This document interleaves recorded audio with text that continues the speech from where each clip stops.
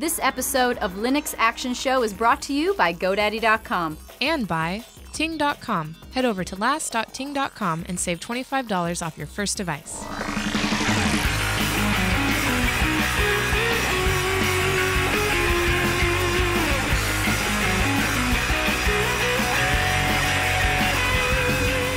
Welcome to the Linux Action Show, Season 30, Episode 3. My name is Chris. My name is Matt. Good morning to you, Matt. Morning. Should I tell folks about the big show today? Oh, yeah.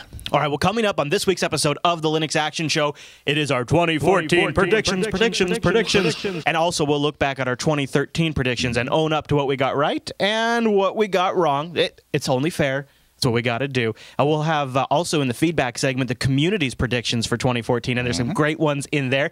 And the news segment, we got a little Ubuntu news, a little GNOME news, some Zero AD news, and other great stuff in the news segment. But first, Matt, as is tradition for every episode, it is our picks this week. Yahoo! And I wanted all of the picks to represent a little slice of 2013. So these are all sort of like picks that I thought represented a big thing that happened. Kind of bring it all in. Yeah. Sure. So our first pick this week is our Runs Linux. It is a $59 open quad-core PC that runs Linux. It's the Odroid U3 Community Edition. And this is an interesting combination of a community-backed and a designed system that is being assembled and sold by a company. So the two are working together, and that's why it's called the Community Edition. It's got a 1.7 gigahertz quad-core ARM processor, 2 gigabytes of RAM, 100 megabit Ethernet on there, 3 USB 2.0 ports. It's got micro HDMI out that does 1080p resolution. This thing is really cool. Sounds like a nice little media tool. Yeah, and it's got a daughter add-on board too, where you can add on additional functionality by snapping it on there. And you can see some of the accessories they've got here. They've already got a case for it. Got a Wi-Fi module. That's what I'm talking about. We're talking $60 for a quad-core CPU. Linux Gizmos has a great write-up on it. So it's designed to run Linux, but of course it could run Android as well. Here's the top of it, and there's the bottom of it. Or actually, that's the top of it without the heatsink. Sorry. And here it is in its cool mounted case where you can see right here, these are the snap-ons for the daughter board right there. Oh, that's cool. Yeah. And so it just pops right on there. You're good to go. Yes, sir. So, yep, it's got micro SD and an eMMC module. It also has the 8-pin I/O expansion header.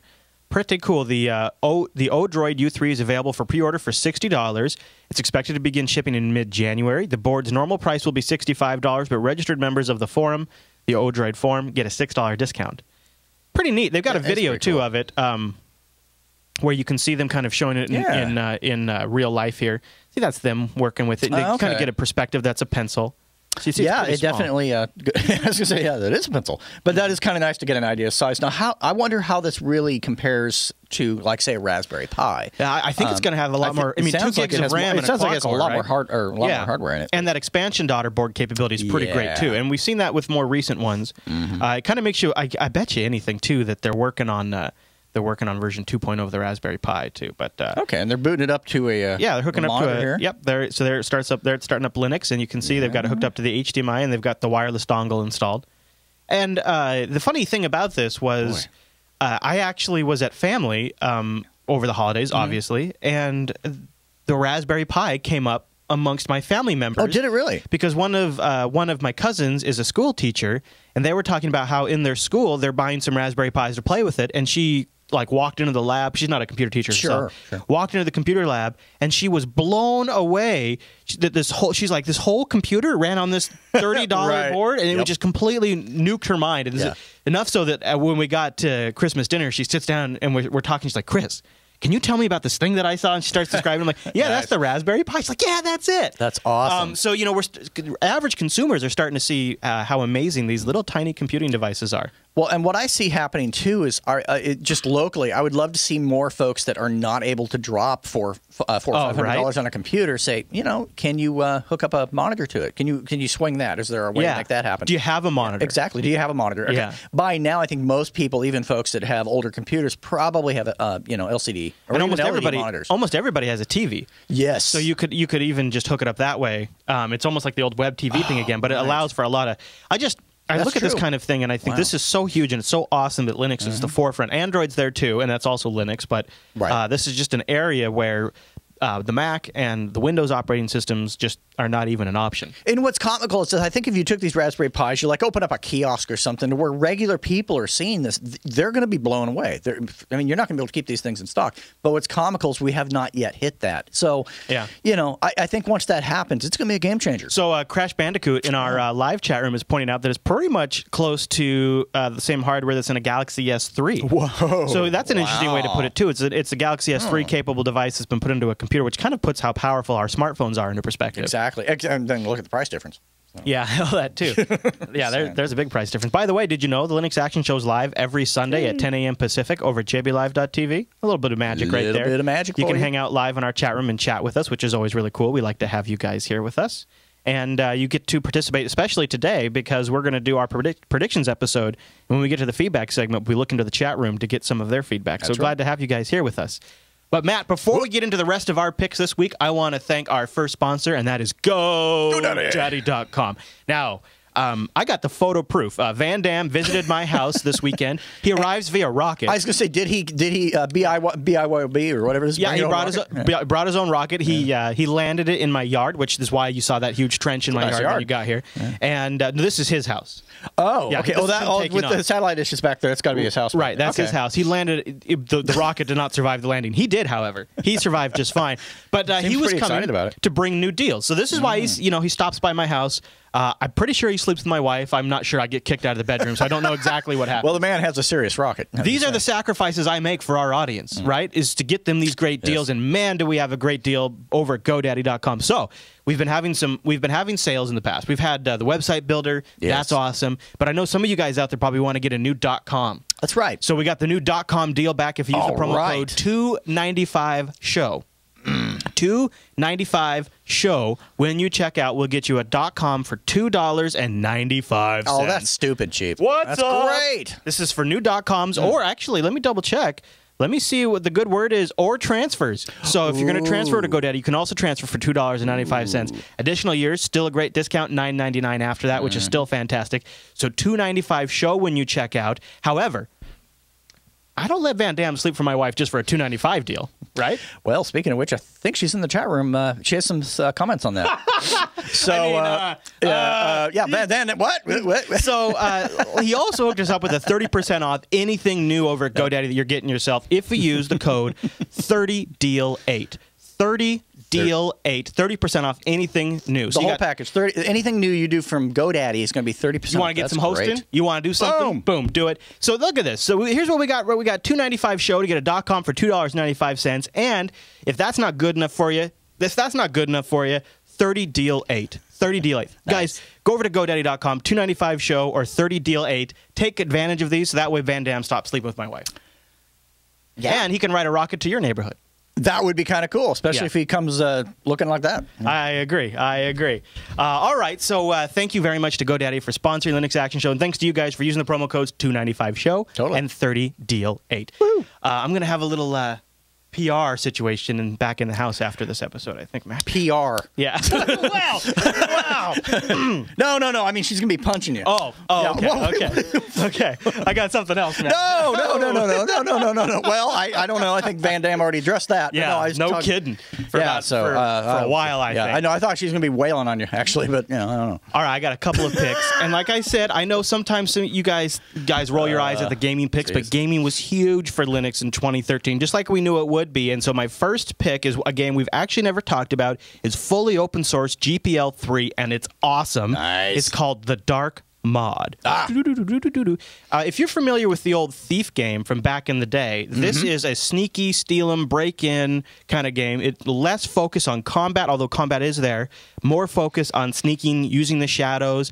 You get equipped like out of the gate with like water arrows, so that way you can shoot at candles and knock them out. That way you can sneak through the dark. Right, all stealthy and ninja-like, right? Yep. And so the Dark Mod started originally as a mod for Doom 3. And if you Doom 3. It was like the perfect game to make a sneaky game because it's all dark and shadowy. Started as a mod, but in October of 2013, it became a standalone game completely. Wow. Totally free, totally standalone, and as of December 26, PC Gamer awarded the Dark Mod of the Year.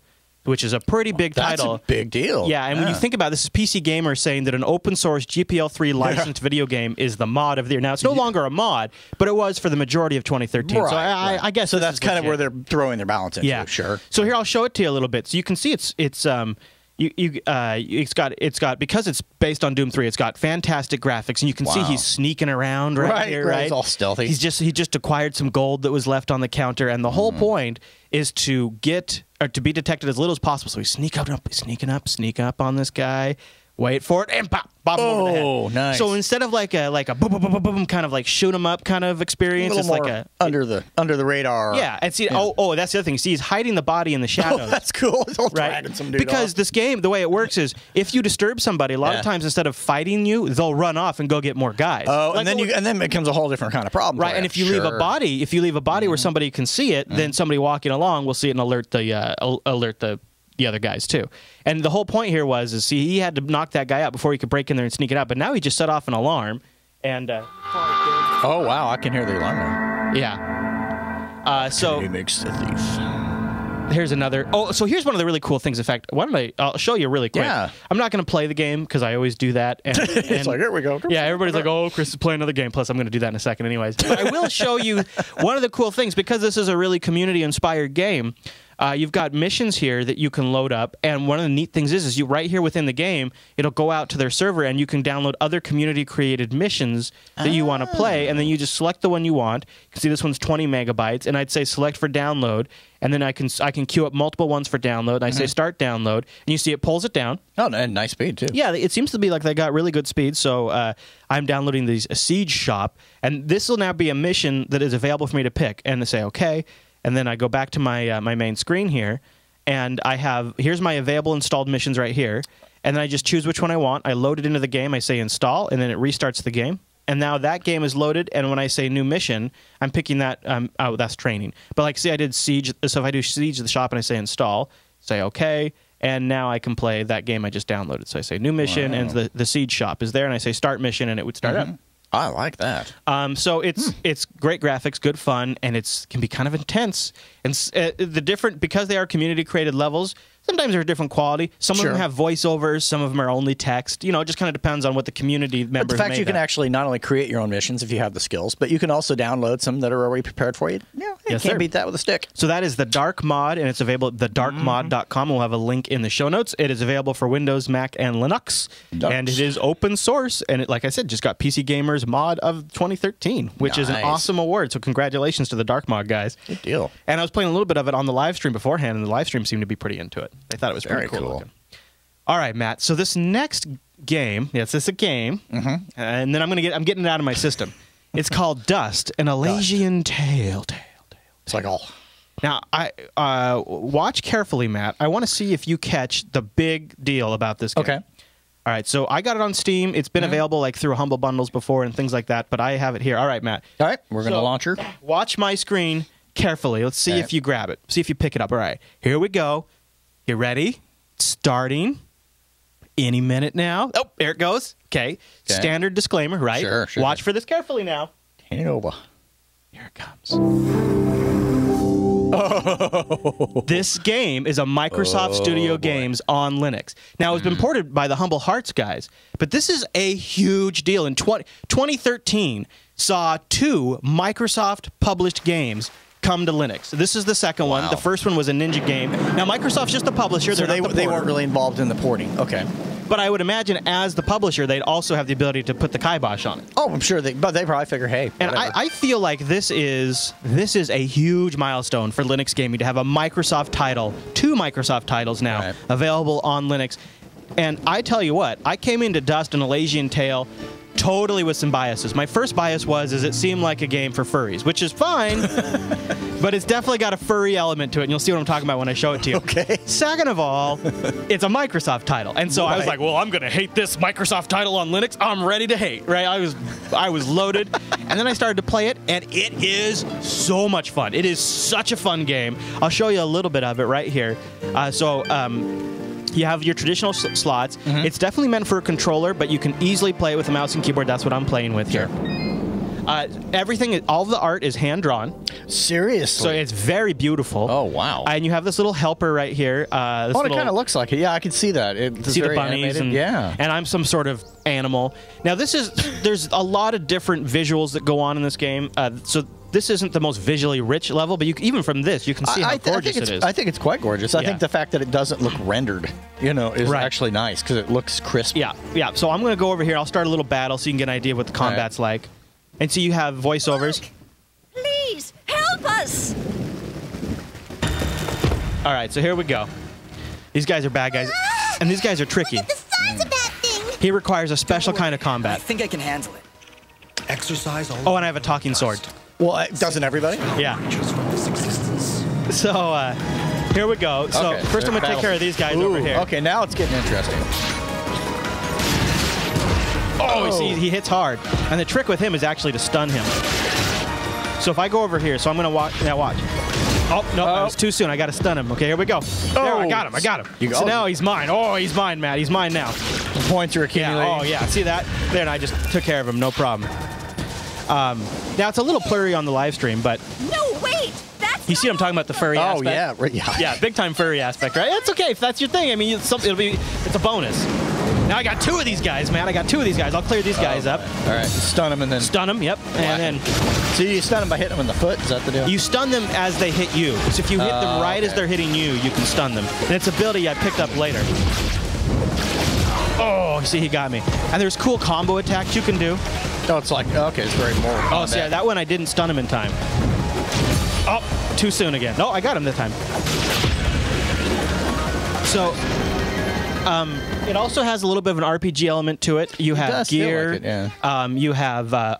You level up, and then you can increase your skill in different different areas. And the other thing I really like about it, and this is great because first of all, it's not too violent that I can play it with my son. And it's very visually interesting for him, so he likes to watch it. Definitely. It's like watching a cartoon. I mean, very much so. It is. It's almost, especially as they have these cutscenes where the guys are talking.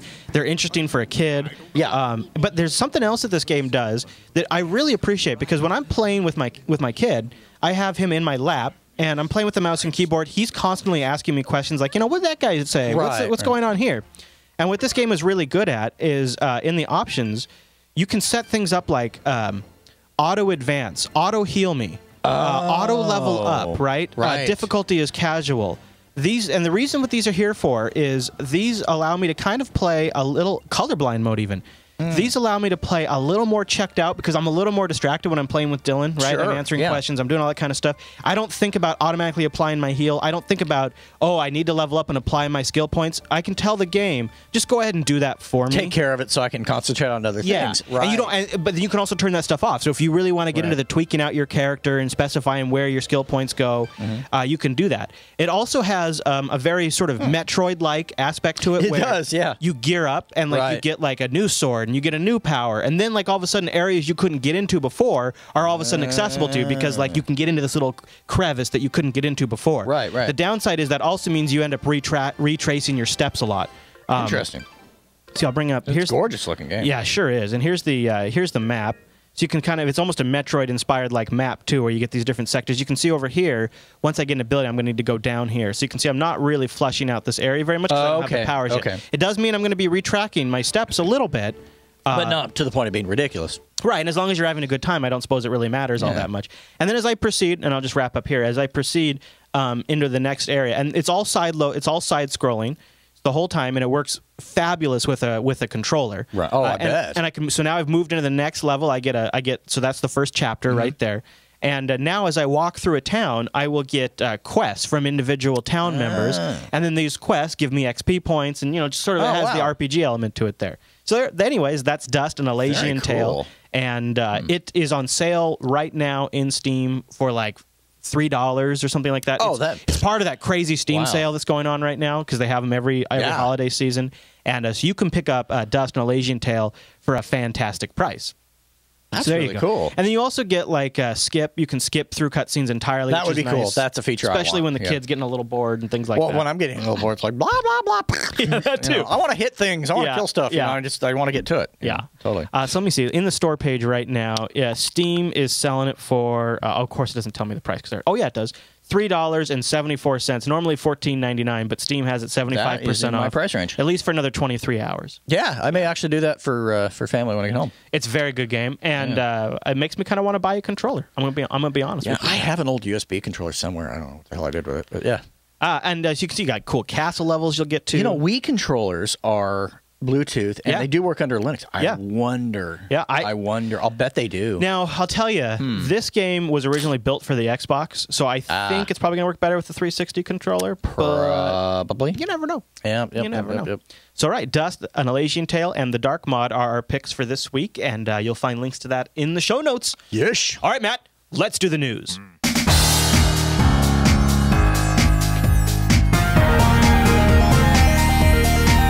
Hey, it's the news, and this episode is brought to you by Ting.com, Matt. Ting is mobile that makes sense, and Ting is our mobile service provider. I got the Nexus 5Zs right here. Bam! Back in the room, I got the HTC One, and I'll tell you a little bit about that in a second. But these are great devices, and they are on the best mobile service out there. Why is Ting the best mobile service? I'll tell you why. No contracts, no early termination fees, and get ready for this, you guys. I mean, seriously, prepare your brain muscle for this. You only pay for what you use at Ting. I know that almost sounds like it's impossible, but you watch. Ting is leading the charge, and it is possible. So what they do is they take your messages, your minutes, and your megabytes, and they add them all up. Whatever bucket you fall into at the end of the month, that's what you get billed. Like right now, my Ting bill is like $31, $32. It's great. And that's with included hotspot and tethering. I'm just paying for the data usage. Also includes voicemail, picture messaging, caller ID, all the stuff you'd expect. No hidden charges on your bill. No overage charges, no penalties. You don't pay into some big contract that you don't end up getting the value out of. You only pay for what you use. It's beautiful. It is really great. In fact, I think it's one of the reasons why we got a message in here from Rasta Valera. I don't think I got that right, Matt. Probably not. We probably butchered it, but you're Let's awesome. just call him Rasta. Let's call so him Rasta writes and says, hey guys, so my entire company pretty much moved over to Ting this week. I hooked up the main IT admin with the Linux code, and I had him test it, drive it, and he loved it. Right on. He says also props to Ting because everyone loves the dashboard. Ting has an amazing dashboard. I know that's kind of a funny thing to talk about when you're talking about a cell phone company, but think about it. What do you actually have to interface with after you become a customer, after you start realizing the savings? It's the dashboard. It's the customer service, and Ting has that covered. So not only can you call a Ting agent at 1-855-TING-FTW anytime between 8 a.m. and 8 p.m., and you get an actual Canadian on the phone, they have an amazing dashboard that has a beautiful UI. It's simple, straightforward, but extremely powerful. You can do so many things through the Ting dashboard that once you become a Ting customer, this is really the sweet sauce. This is the nectar that keeps on giving. Now, maybe you don't have a phone yet. I would like to make a recommendation. Ting has lots of really great devices. They have the Samsung Galaxy S3 on sale right now, $102 off. After you apply our last.ting.com discount, that's where you go, last.ting.com, you can get an unlocked Samsung Galaxy S3 that you totally own outright for $402, and it's yours. Just like when you buy a computer and you own this device. None of that subsidized in a contract. No. They own you forever stuff. And let's be real, if you've been following the industry news at all over the last couple of months, the big two U.S. wireless carriers are making serious noise about dropping subsidies in 2014 because they initially subsidized to sort of spur the market, but now they got you. And now they got you, and they don't need to subsidize it anymore. And now they think they got you, but Ting's got something for that. Ting has you covered because you can go over to ting.com or go to last.ting.com. That's where you get started. They have an early termination relief program. So get out of that old contract. Right. Start saving on Ting. Their early termination relief program is so simple. It's beautiful. You buy your device, you port your number over to Ting, you submit your early termination relief claim to Ting, and they'll pay you up to $75 per line that you had to cancel. And I wanted to make a recommendation for the HTC One. They got $30 off, plus when you go to last.ting.com, you get our discount. The HTC One, even though I love my Nexus 5, I think the HTC One, for a few reasons, is still my favorite Android phone. First of all, beautiful design. Second of all, speakers that are as good as a portable Bluetooth soundbar. Oh, easily. It's amazing. And third of all, this sounds a little corny, but I actually ended up really loving it. It has a built-in universal remote control. The lock button doubles as an IR blaster port. And what they have an app on there. You say, okay, I have a Pioneer TV, I have a Yamaha receiver, and I have a Roku 3. You tell the app these three things. It downloads the remote codes for those devices. It says, okay, point at your device. It does a test, power on, power off. It works because it's pulling down the most latest codes right from HTC's database. And then in my HTC One, I have an awesome smartphone that I always have on me. And with Ting, I'm only paying for what I use. I have no contract. I have no early termination fee. It's brilliant. And then when I sit down in my living room, doesn't matter where the kids have taken my remotes, doesn't matter how many remotes I actually need to operate that thing, I do it all from my HTC One. It feels like the future, people. And when you control 3 devices in your living room from your smartphone, and what's cool, it's not using Wi-Fi, it's using their actual IR, which sounds like it might be hokey. It turns out it's brilliant, and they have a really good app that comes with the HTC One to make it all happen. I really love the HTC One. If you're going to switch to Ting, I really suggest you take. There's lots of great phones, including you can pick up the Nexus 5, which does beat the HTC One on thickness and weight. Yes, and it does have the latest Android. That is true. It's a pretty slick phone. Yeah. So if you don't need the incredible speakers and you don't need the IR stuff, you could save a little bit of money and get the Nexus 5. Bring it over to Ting. Ting's going to get you taken care of. I really like Ting. So go get started. Go to last.ting.com. Find out why I've been a happy customer for almost a year now. Yeah. And you can also check out their savings calculator and see how much you would save when you switch to Ting. So last.ting.com. And a huge thank you to Ting for sponsoring the Linux Action Show. Loves it. All right, Matt. So our first story this week is a little bit of an Android and Ubuntu story. You might have saw the headline. Ubuntu unleashed a dual boot tool for Android. It lets you boot between Android and Ubuntu Touch on your device. Now, it's only been tested on the Galaxy Nexus, the Nexus 4, the Nexus 7, and the Nexus 10, but it should be possible to work on about up to 50 Android devices. It's pretty smart, in my opinion. I think it's actually brilliant because, I mean, it's going to help them spur more adoption amongst the people that are interested in it. Because you don't have to make a wholesale commitment. You don't have to give up on all your Android apps and the nice integration and maybe the... And so as it evolves, you can keep bouncing back and forth and trying it out. Sure. Yep, you can keep dipping your toe in, right? So I just thought, as we'll talk about in the prediction segment, Ubuntu Touch was one of the big stories of 2013. Yes. And so here we are at the end of 2013. We finally gotten this simple dual boot capability. Pretty cool. I haven't played with it yet myself because I don't technically have one of the supported devices. Right, so it's kind of a little bit of a crapshoot in that regard. Yeah, but if they expand support to the Nexus 5, I think I'd definitely give it a shot. Why not, right? Yeah, hey. You know. So tip of the hat to the Ubuntu project. All right, so another story that was developing through 2013 was the whole Mir Wayland story. Oh, my goodness, yes. And we've had some of our first benchmarks thanks to Fedora 20 shipping early Wayland support. Michael over at Phoronix benchmarked Wayland versus Stock X under GNOME Shell. Interesting. Now, here's where we're at. Because a lot of these apps are actually still using X technologies, it's not a full, fair fight. But as you can see here, X still has an early lead. Indicator. Yeah. But, you know, okay, so here we are, Open Arena at 1080p. Yeah. GNOME Shell stock with X gets 143 frames per second. GNOME Shell Wayland, 122 frames per second. But you got to remember the Open Arena is an X11 application, right? That's right. So understanding that these things we're using X11 stuff under X11, it's going to have some advantage there. So we acknowledge that. But I think that it's still an interesting indicator. Yeah, I think it shows you that even early days of Wayland without proper optimizations and running X11 apps, we are really close. Here's another example. It's competitive. Here's another test of Open Arena. GNOME Shell with X11, 31 frames per second. Wayland, 29 frames per second. Either way, super close. Yeah, right? very respectable. Yeah. Very respectable. What I'm really excited about is how close we already are in performance. Now, this isn't the all-in-all benchmark, but it's early indications. Yeah. Michael goes on to say running games that still require X11 and thus being piped through X Wayland are still running at 85 to 95% of native X org apps without Wayland. All benchmarks are running full screen atop a GNOME session. Interesting. Yeah, I'll put the full charts in there if you guys are curious. But here we are, end of 2013. Not only are we seeing Wayland ship, not as default, but we're seeing it ship, but we're seeing a pretty close performance differential, which is really exciting. Very close. And being as early days as it is, it'll be interesting as we evolve into 2014 where that ends up. Right, just getting started, right, Matt? Just getting started.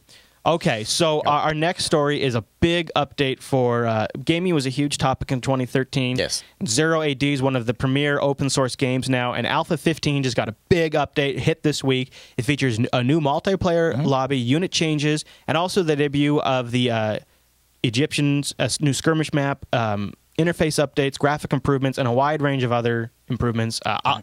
Matt, here's what I'm going to do. I'm going to play it for just a little bit. Let's get it done. Did you see that coming, Matt? I felt it in the air. There's a ting. My spidey sense was tingling. So it starts up immediately. And this is all open source. A little Age of Empires you could, and you can do multiplayer games. But let's just do a quick match. I'll match me against the computer. Well, I like the music because it makes me want to be a Roman.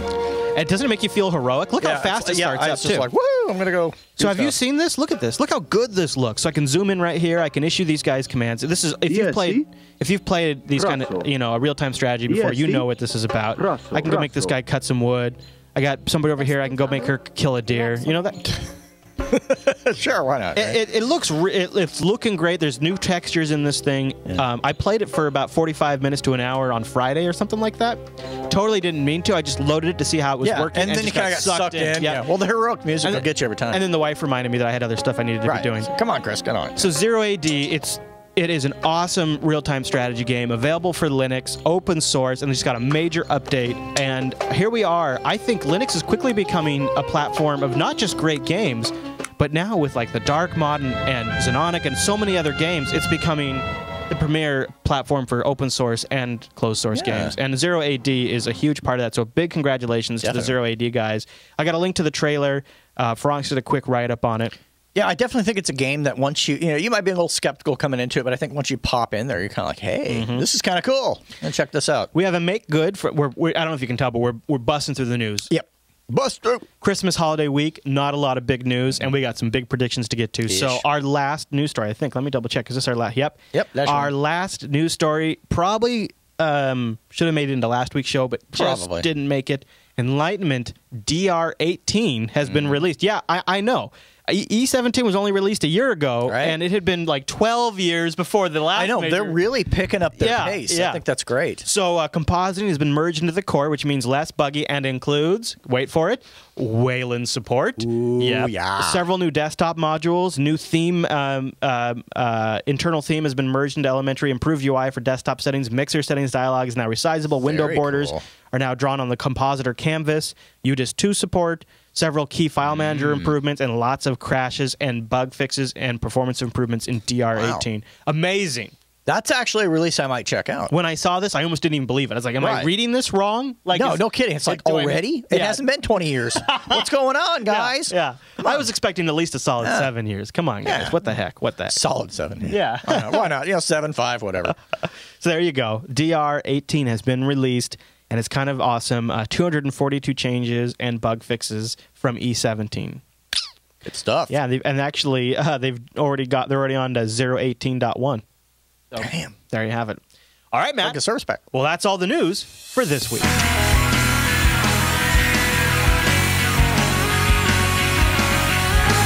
Polished our crystal balls, and it's time to look out into the future and look back how we did for 2013. But first, I want to thank our segment sponsor, System76, creators machines born to run Ubuntu. I've got the Bonobo Extreme right here. I am rocking it, and they're offering right now up to $140 off the Bonobo Extreme. And let me tell you, this is one of those purchases where it came into the year. I own my own business. I'm always looking for a tax write-off, and a new computer is a pretty good tax write-off.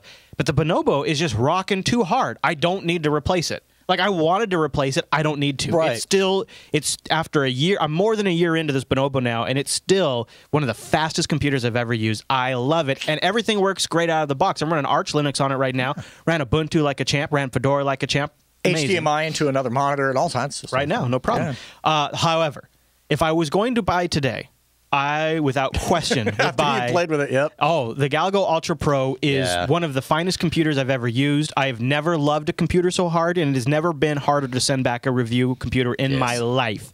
Love this thing. Plus, I was amazed what the Intel Iris Pro was capable of achieving. And having a computer with all open source drivers meant that running operating systems like Fedora was a breeze. Now, the other computer I got my hands on recently was the Leopard Extreme. This computer dominates any task you throw at it. During our review, we had 2 video encodings going at once. Crazy. We had a full resolution, full Blu-ray playing back on the virtual desktop, and I played a video game all at the same time, and the system never broke a sweat. And what that tells me is when you buy this box, you're going to have headroom on that thing for years to get the job done. A lot of good options for every budget over at System76. Go check them out. And a big thank you to System76 for sponsoring this segment. We couldn't be happier to have these guys with us because they make great hardware. They're involved with the Linux community, and they're really pushing the Linux desktop forward and combining it with some beautiful gear. So the best lineup they've ever had. Oh, easily. Best line. Yeah, I've had that little. I've had a couple other units on my wish list for a while now. Yeah. Oh gosh, no kidding. Any computer they make, I would be extremely happy to own. Yes. So, and I'm very happy with my Bonobo. Yes. All right, Matt. Well, here we are. We're gonna have to. I think we're gonna have to break this sucker down because this is gonna be big. First, I want to reflect on 2013, and then we'll move into 2014. I think that's a good approach. So I called out a few things that were big for Linux and for the show, like stuff that when I look back at what we covered over the year, that some of the stuff I really enjoyed. In March, Docker was announced. Oh, the that Docker was a big project. deal. That is a really big deal, and Docker continues to be a big deal and will be an even bigger deal in 2014. And in ways that we don't even realize yet, because the things that it enables hosting data centers to accomplish, and even just average casual users like myself that want to just deploy something at home and have some isolated contained environments, Docker is really all about that. Big thing that happened to Linux this year. Also happened to Linux in 2013. The Ubuntu project announced the Mirror display server. Yeah. and my butt wrote a check it can't cache. Yeah, that's true. Well, actually, it can cache it. It's been to the bank and now has a monkey suit. Right, so. yeah. You sort of pre-invested in that one. Coming in March. March 2013, it's funny, Yeah. looking back, I watched our 2013 predictions episode, didn't see this one coming. No, Did not see this one neither coming. did I, unfortunately. Yeah. I thought I was right. I was wrong. One of the biggest upsets of 2013, and people still argue with the fact that it didn't put a fire under Wayland, that Wayland was, full steam ahead. Whatever, it definitely refocused people around Wayland. I think so. Yeah, I think if anything, it enhanced everybody's experience. So it did good things there, and it also will make me appear in a monkey suit for you guys, which is March. great, which is awesome. Right? Cool. Yeah, and now we know it's March, so there you go. It's like March 4th or something. Yeah, like that. Probably one of the episodes in March. We'll do it somewhere in there. The other thing. Big changes for Ubuntu over this year. The other big thing that happened in 2013 while we're talking about Ubuntu is the Ubuntu Edge campaign. Oh my gosh, that was kind of a game changer because it really allowed us to test the waters and what could be done with Linux hardware, Linux stuff in general with crowdfunding. Right, and we also kind of got to see what Canonical's vision was, like what their real high end vision was, and I think a lot of people were pretty impressed. Of course, it never did reach its $32 million worth of funding. I think it got to $12 million. No, but it got them the press they wanted. And I almost wonder behind the scenes if perhaps that was part of their motivation all along. Maybe. In a recent interview, Mark said he was very, very disappointed when it didn't pass. Really? Yeah, when it didn't fund. I threw in. I debated about it. I got in when they had the discount. Yeah, but I think, and we talked about this at the time, when they were doing this, just saying, hey, look at this, wouldn't it be cool product that we can't really show you because it isn't really a thing yet, that you're going to invest money in that you may or may not see for quite a while. And I think, having... That wasn't real realistic. Having something, even though it wasn't tangible, having a goal that people could look at sort of helped people understand where they were going with Ubuntu Touch. Absolutely. Yeah. And I think had they done it differently, had they had, a prototype or something a little more tangible that they could have actually shown people, and maybe even gotten like the highest contributors to where they actually were able to get one in their hands, manufacture themselves. A couple of them, right? Yeah, I mean, something a little more tangible than what they had at the time. Looking back at it, it's hard to know like were they close to having to deal with somebody, right?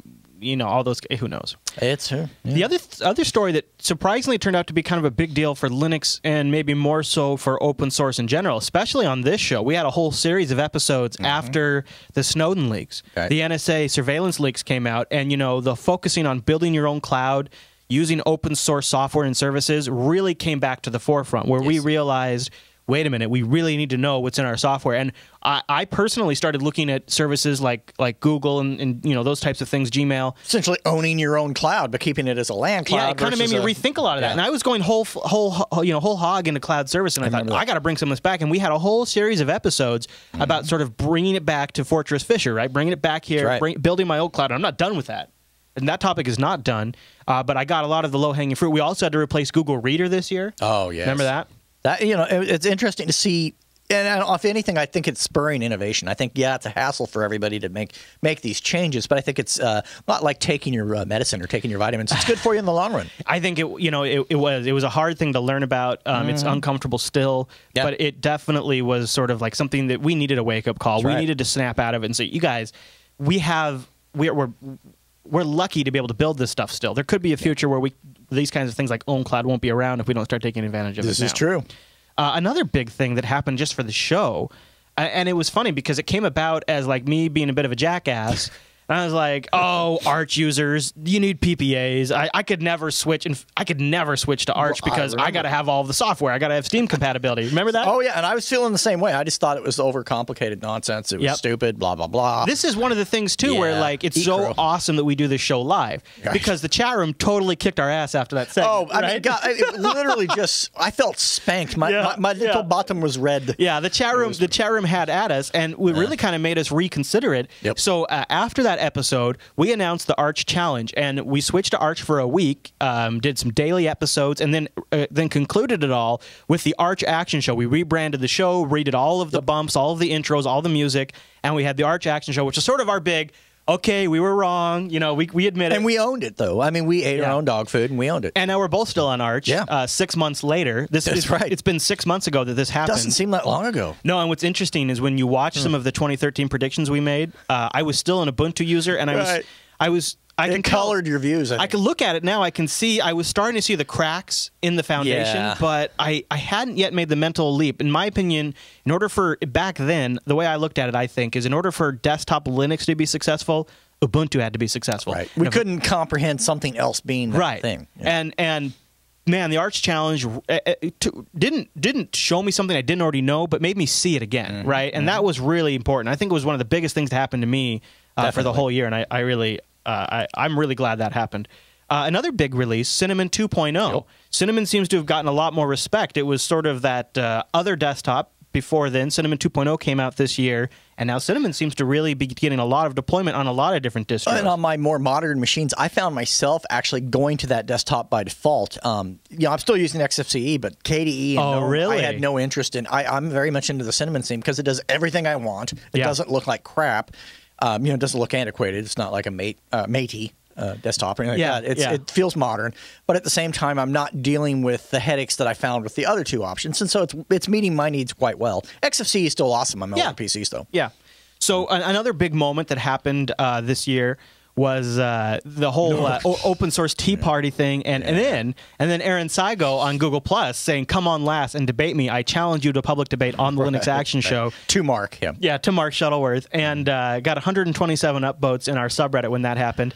And looking back at this now, when Aaron did this, not only would that have been a great episode, that would have been awesome. It would have been a little bit of celebrity deathmatch, but I've been okay with that. But when Aaron did that, it immediately in my mind made it click. What a big part of this problem is we are all watching these guys talk to each other from their blogs or their G+ streams, and they're not actually talking to each other. They're talking at the internet. They're talking at each other. Grandiose blog posts with cute little sayings and all that kind of stuff. But if you actually get these two people to sit down and talk to each other, you'd probably actually have some interesting dialogue and some resolution. So I was all for this idea. It never panned out. I had reservations just because I was concerned that we couldn't, if we could Vulcanize it, if you will, and keep it just down to the nitty gritty, that would have been fine. But I'm afraid that cooler heads would not prevail, and maybe this would have been it might have gotten dirty. Yeah, I don't know, and that would have just been unfortunate. Still been a good show though.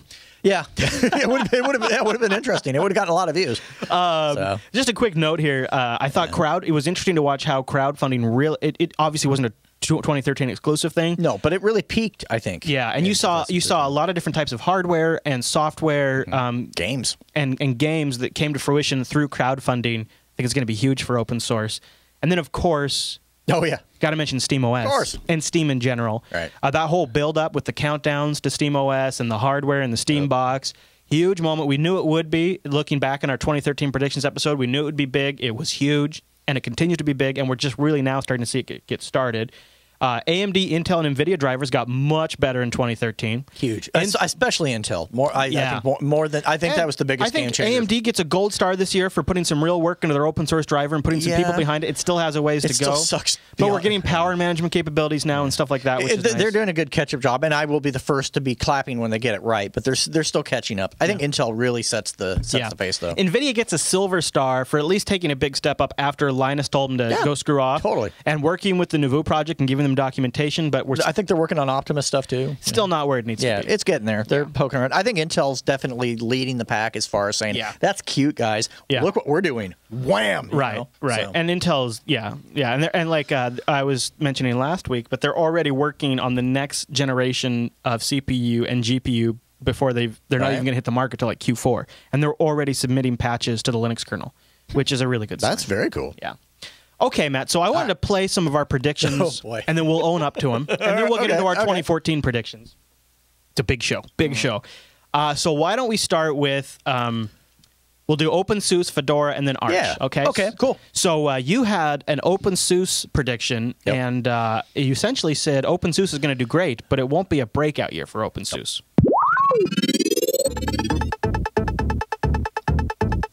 Start out by saying OpenSUSE is a distribution I really, really want to like. I really do. I want to really feel the magic.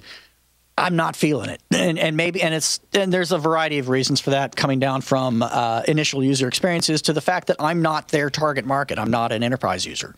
That is not so for a non-enterprise user such as myself, it's just not that compelling. Another factor I would point out is I see it remaining big through 2013 for select enterprise users, both at work and at home. And what I mean by that is I know people that run it at work, that when they come home, that is their distribution of choice, because again, it's a familiarity. It's what it's an easy bridge for them. But outside of the enterprise space, I don't really see any reason to get too excited about it. If you're not someone like, you work with a lot of enterprise stuff, I don't. And so for me, I don't care. And I don't mean that in a negative way. I just mean that I'm not their market. And so I see a glass ceiling approaching to where they're going to be in a finite space of the enterprise market only. And outside of that, I just don't think it's going to matter. I think you pretty much got it. Yeah, I think I definitely nailed it, because I mean it's still doing well. It still has its fan base, but it hasn't been just like a groundbreaking thing for them. So I wish them well. I still love the areas you identified. They saw their growth, but I wouldn't say like they didn't. The Ubuntu opportunity that's beginning to open up hasn't yet totally materialized yet for the OpenSUSE project. No, not even close. I think given time, I think they could absolutely nail down their market. But I don't see them as being the next Ubuntu or the next Arch. I mean, because they're each addressing their segments. They kind of got their own niche going. So before we get to Arch, I want to play a Fedora prediction that I made that I think I got half right and half wrong. Here, I'll play it for you. Okay. By the end of 2013, Fedora will be in the right gear and on a track that they can have some passion about. Because sometimes I feel like the Fedora team's infighting and all this kind of reflects on a lack of passion they have as a project. And I think it's a pretty safe bet that by the end of 2013, they're going to be switching to a rolling release even before then. So I also think you're going to see more and more people moving from Fedora to Arch. Yes. Yeah, that I agree. Okay, so I think the part that I got right there is they do have a new focus. Yeah, I remember we talked last week when we did our Fedora 20 review. They have the Fedora.next, where they're going to break it off into the core and the desktop and a cloud version. Badly needed and good timing. And I think that is great timing. More of the refocusing. We didn't see a rolling release, though. We didn't see that from them. I mean, there's Rawhide, of course, but that's not really the same thing. Right. All right, so now we have two Arch predictions that we got to last year.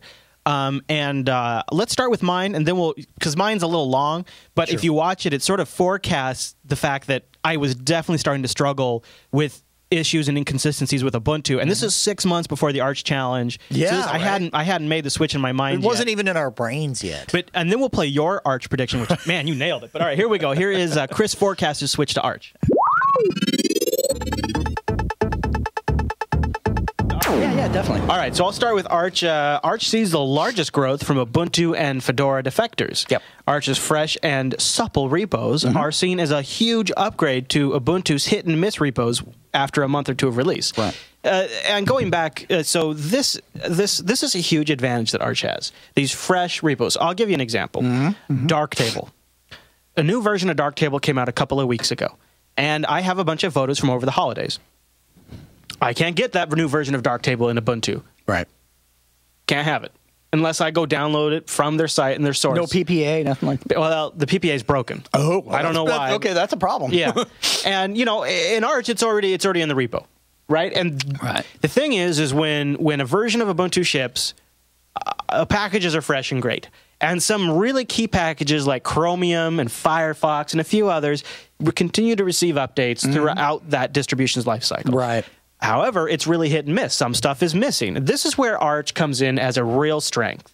And I as a user, find myself constantly thinking, oh, screw it. Maybe I'll just switch to Arch. Just screw it. Right. But then I think, I need to run Steam. I need to test this. And okay, I can't. But I got to tell you, it's on my mind all the time because it feels like I have more control there.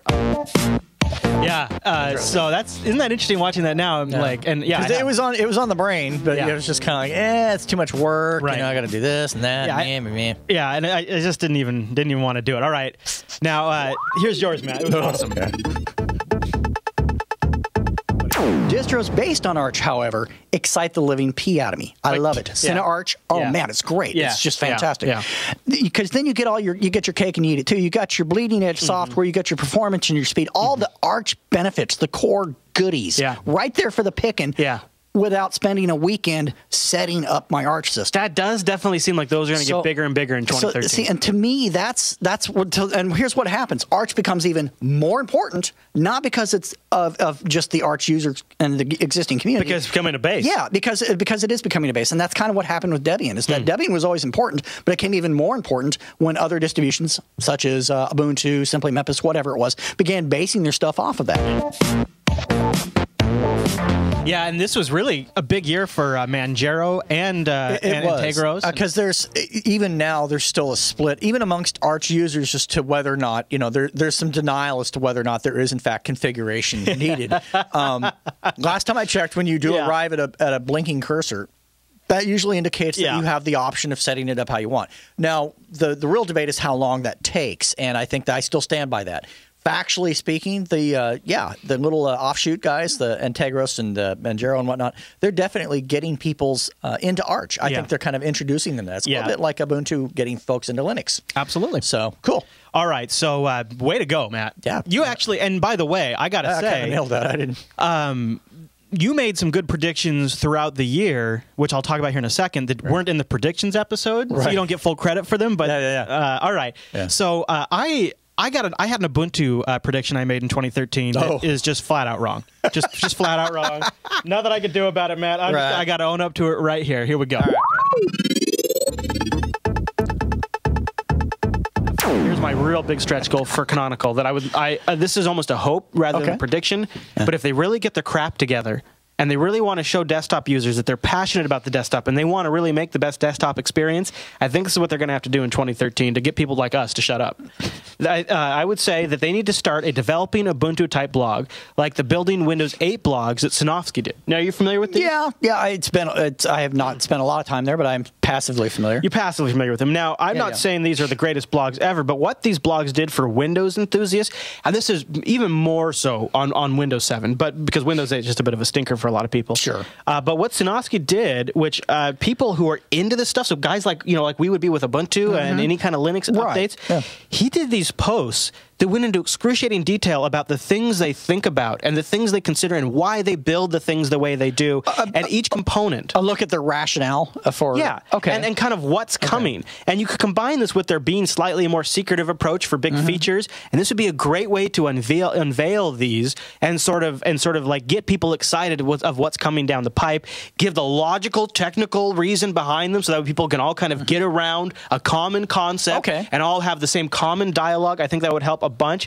And what I think would really, really make this work is it would require someone inside Ubuntu to sort of step out as a vision guy, sort of like Sinofsky was here, or or other people have. Now, Shuttleworth is definitely a vision guy, but he obviously just doesn't give a crap about the desktop. So he's not a good vision guy for the desktop. He's great for the other stuff. So maybe they need to compartmentalize. He can be the mobile guy. And, well, I have a suggestion. I think the guy that should step out as their vision guy for the desktop is Jason Warner, the Ubuntu desktop manager. He's featured here in a video that we'll have linked in the show notes from UDS. He's very personable. He seems intelligent. He seems passionate. He's excited about Ubuntu. Like that. He seems like he would be a good communicator. I don't know. I'm drawing a lot from this video, but if you had somebody like this who was out there, visiting the podcast, making the blog posts, doing interviews with the different news sites, telling people what's coming, I think the conversation would switch from what the crap is Canonical doing to this is what Canonical is doing. So basically you're saying instead of talking at their audience, they could try this new approach of talking with their audience. Yeah. Yeah. Well, we didn't see that one happen, did we? We did not see that. We did see some talking at, but yeah. Yeah. And I just thought, my point there was it would have been great to see somebody who was sort of like explaining what the hell is going on and why maybe sticking with these old things is good, and et cetera, et cetera. We did see Jono started up like a hangout that he does from time to time. But and I give him props on a lot of levels. He tries within the boundaries of what he's able to do as hard as he can with what he has to work with. I just don't feel like he gets the support underneath him enough. Yeah, it's not enough. No, a hangout is he's it. He's you needed a spokesperson who's out there championing it all the time and explaining the logic and really sort of counteracting every talking point about Ubuntu that gets spread. And you can see there in my mind, I was trying to. In my mind, I was still hoping there was a chance that Canonical cared a lot about the desktop, and I was like, "Here's what you got to do." In fact, you kind of had a point to that too. You mentioned in your prediction that advanced users are going to start moving. Yep. However, I do believe, and I mean this legitimately, I think Ubuntu will continue to lose advanced users as its development team lives in an echo chamber. I think that's the one thing that, as you pointed out, if they take that approach with a better spokesperson for the desktop environment, that we can begin to break out of that echo chamber. But I see a lot of fanboyism and a lot of, oh, well, if Ubuntu said it's good, then it's good. And I know that's what ticks off a lot of users of other distributions is that echo chamber. It's annoying. Yeah. That being said, however, newbies will continue to adopt Ubuntu due to its easy use. No matter how much we may love or rage against Ubuntu, it will continue to see new users based on progression. It's going to happen. Yeah, and you're right. I mean, it has that momentum, right? And it does. When you see all these screenshots of people using Linux or whatnot, whether it be NASA or whatever else it is, it is Ubuntu. Yeah, and there's a certain momentum behind the project that they'll continue to have there. Now, my prediction was like, here's if you don't see, I had a prediction that said if you don't see Ubuntu do X, then you know that hope is lost, and I believe that happened. So here's I think they're just going to kind of continue on a Microsoft-like approach of maintaining. Yeah. I'm not saying they're Microsoft. I mean, they're good guys, but I'm just saying I think they're going to kind of maintain status quo on the desktop. The desktop is in maintenance mode while they refocus on that. Right. And I actually, my prediction was and that's okay. Well, and I think you're right now, but back then I thought that would be a tragic mistake. Yeah. Here's my prediction. Okay.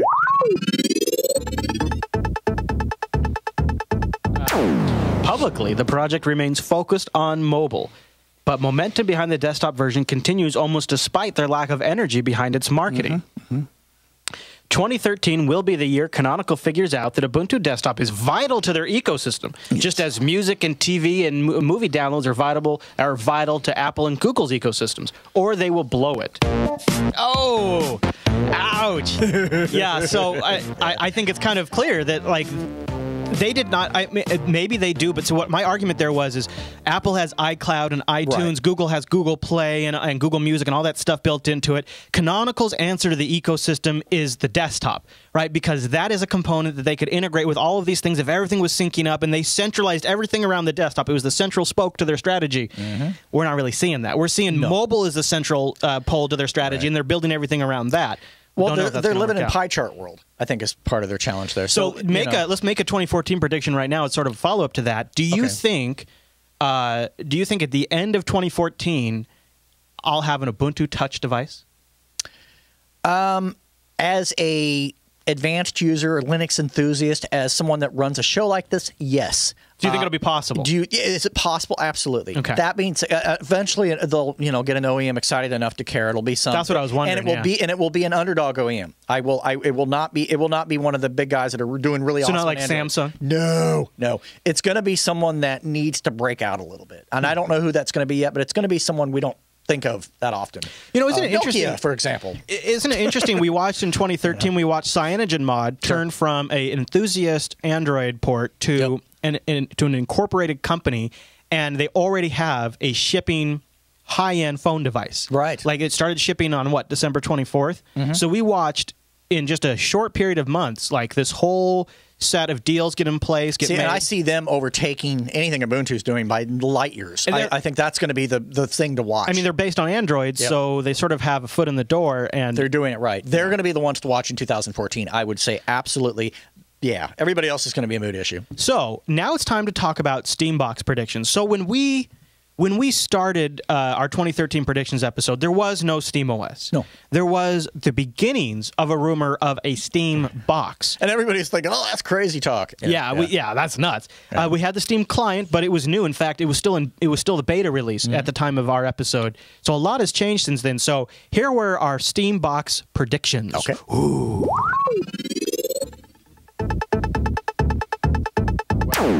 Valve's next-generation Linux console. The Linux-based console for the living room that's designed around Steam is going to be huge. This is going to be one of the most exciting milestones to look forward to for Linux as a whole in 2013. I believe you're a bit of a Steam box hater.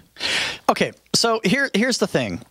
On the desktop, Valve's move to Linux is awesome. There's no question of this. We all accept the awesomeness of it. Whether you're an Arch user or an Ubuntu person, we're all digging it. We love it, okay? On the console, who cares? I mean, really, think about this for a minute. How many consoles over the years have come in all excited, we got a console? Seriously.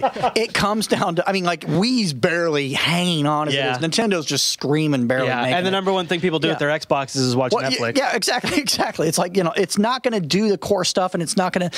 People that are into Steam are playing Steam because they want to do it on their computer. That's the whole point. It's PC gaming. It's not console gaming. It's not really... there for there's no compelling reason. So I'm just saying that's my opinion. All right.